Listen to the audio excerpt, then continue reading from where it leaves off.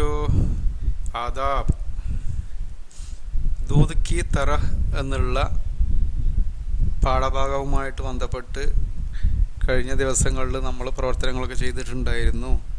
പദസൂര്യൻ നിർമ്മിച്ചു, പാലുമായി ബന്ധപ്പെട്ടിട്ട് പദസൂര്യൻ നിർമ്മിച്ചു.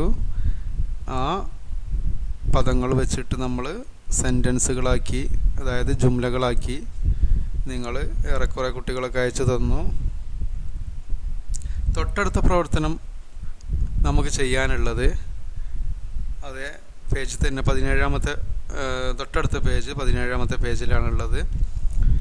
ഇതാണ് പ്രവർത്തനം. ബച്ചോ കുട്ടികളെ, നീച്ചെ ചന്ദ് ജാൻവർ ഓർ പരിന്തോം കെ നാം ദിയേ ഗയേ ഹേ, താഴെ കുറച്ച് മൃഗങ്ങളുടെയും പക്ഷികളുടെയും പേരുകൾ തന്നിട്ടുണ്ട്. അതായത് ഇവിടെ ഈ റൗണ്ടിൻ്റെ അകത്ത് ആപ്പ് ഹർ ഏക് ജാൻവർ ഓർ പരിന്തേക്ക് മുനാസിബ് ജോഡ് കെ നാം ചുൻകർ ലിഖിയേ.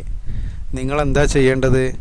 ഓരോ മൃഗത്തിൻ്റെയും അതുപോലെ പരിന്തേ പക്ഷികളുടെയും യോജിച്ചിട്ടുള്ള അതായത് സ്യൂട്ടബിൾ ആയിട്ടുള്ള യോജിച്ച ജോഡികളെ ജോഡ് കെ നാം പറഞ്ഞാൽ ജോഡികളുടെ പേരുകൾ തിരഞ്ഞെടുത്ത് എഴുതുക.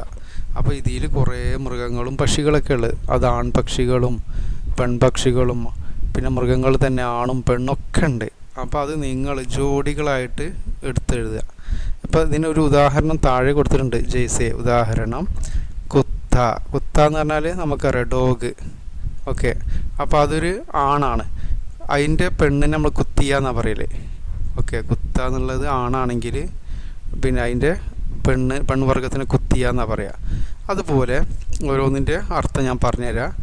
ബന്ദർ കുരങ്ങ്, പിന്നെ ഊണ്ട് ഒട്ടകം, ഷേർണി എന്ന് പറഞ്ഞാൽ സിംഹിനി അതായത് സിംഹത്തിൻ്റെ പെണ്ണാണ്, ഗായ് പശു, ബക്കരി ആട്, ബില്ലി പൂച്ച, കുത്ത ഇപ്പം നമ്മൾ പറഞ്ഞു ഡോഗ് അല്ലേ, മുറുകി പിടക്കോഴി, മൂർണി എന്ന് പറഞ്ഞാൽ പെൺമയിൽ, മയിൽ ആൺമയിലും പെൺമയിലും ഉണ്ട്, മൂർണി പെൺമയിൽ, ബീൻസ് എന്ന് പറഞ്ഞാൽ പിന്നെ എരുമ, ഹത്തിനി എന്ന് പറഞ്ഞാൽ പെണ്ണാന, എന്താ പിടയാന പെണ്ണാന എന്നൊക്കെ പറയില്ലേ, ഊണ്ടിനി പറഞ്ഞാൽ പെണ്ണൊട്ടകം, മുകളിൽ ആണൊട്ടകം പറഞ്ഞു, താഴെ ഊണ്ടിനി പെണ്ണൊട്ടകം, കുത്തിയ എന്ന് പറഞ്ഞാൽ നമ്മൾ പറഞ്ഞു ഡോഗിൻ്റെ പെണ്ണ്, ബക്കര എന്ന് പറഞ്ഞാൽ ആണാട്,